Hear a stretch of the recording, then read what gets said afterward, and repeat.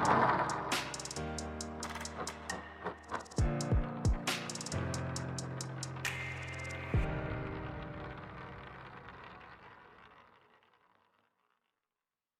کل buffet system نکلا ہے تو اس میں ہر جو آدمی ہوتا ہے وہ جا کر بڑی بڑی دیگیں رکھی ہوئی ہوتی ہیں، اس میں سے کھانا نکالتا ہے، تو اکٹھا ہی بہت سارا نکال کے رکھ لیا اور پورا کھا نہیں سکے، لہذا وہ جو باقی بچ گیا وہ بیکار ہو گیا۔ وہ اللہ تعالیٰ کی رزق ہے، اللہ تبارک و تعالیٰ کی عطا ہے، اس کو بیکار چھوڑنا، بیکار ضائع کرنا، یہ اللہ تعالیٰ کی ناشکری ہے۔ اللہ تعالیٰ محفوظ رکھے، اگر یہ ناشکری بڑھتی چلی جائے تو اس کا عذاب یہ ہو سکتا ہے کہ اللہ تعالیٰ اس کو محروم ہی کر دے رزق سے۔ اس واسطے کھانے کے وقت میں بھی آدمی کو اس بات کا لحاظ رکھنا ضروری ہے، شرعاً ضروری ہے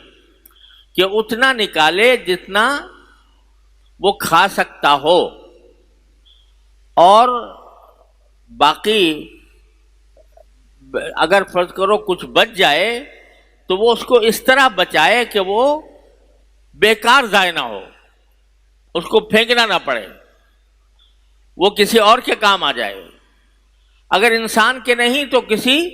جانور کے کام آ جائے۔ یہ تعلیم ہے نبی کریم سرور دو عالم صلی اللہ علیہ وسلم کی۔ پچھلے زمانے میں عام طریقہ یہ تھا، رسول کریم صلی اللہ علیہ وسلم کے عہد مبارک میں بھی، کہ بعض اوقات کچھ بڑا سا تھال ہوتا تھا،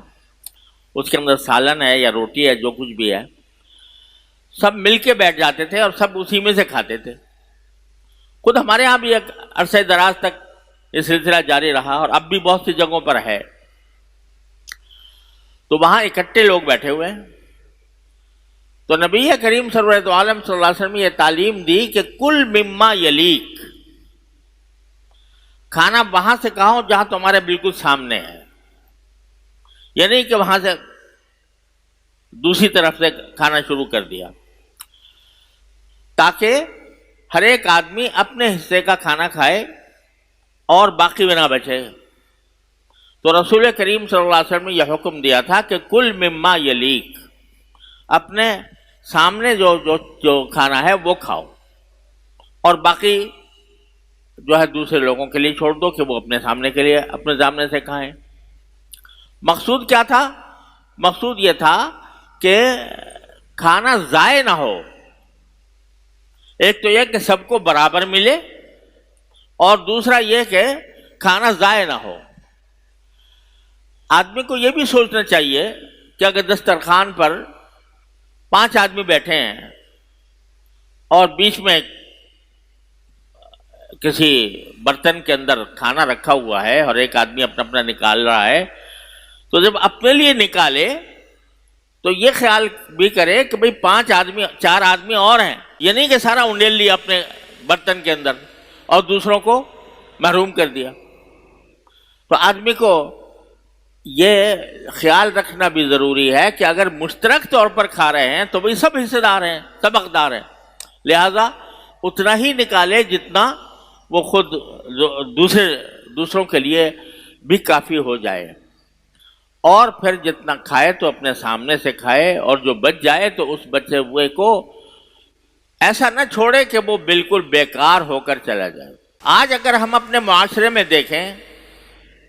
مہنگائی کا تو بہت شور ہے، لیکن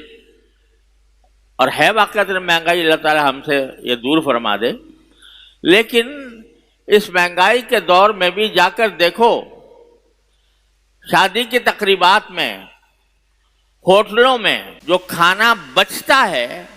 اور پھینک دیا جاتا ہے، وہ اتنا ہے کہ اس سے سینکڑوں ہزاروں انسانوں کی خوراک مہیا ہو سکتی ہے۔ وہ پورے ہوٹلوں کے اندر، بڑے بڑے ہوٹلوں کے اندر جو کھانے پکتے ہیں، تو ہوتا کیا ہے کہ کھانا پکا لیا زیادہ اور رکھ بھی دیا زیادہ، اور پھر اس کے بعد کھایا گیا کم، جو باقی بچا وہ کچرے میں چلا جاتا ہے۔ اللہ تعالیٰ کے رزق کی یہ بے حرمتی، اللہ تعالیٰ کے رزق کا یہ فضول کے بارے میں یہ فضول خرچی، یہ اسراف ہے اور بہت خطرناک گناہ ہے۔ اس اسراف کے نتیجے میں پورے معاشرے کو نقصان پہنچتا ہے، بے برکتی ہوتی ہے۔ اللہ تبارک و تعالیٰ کے رزق کی ناشکری کرنے کے نتیجے میں پورا معاشرہ بے برکتی کا شکار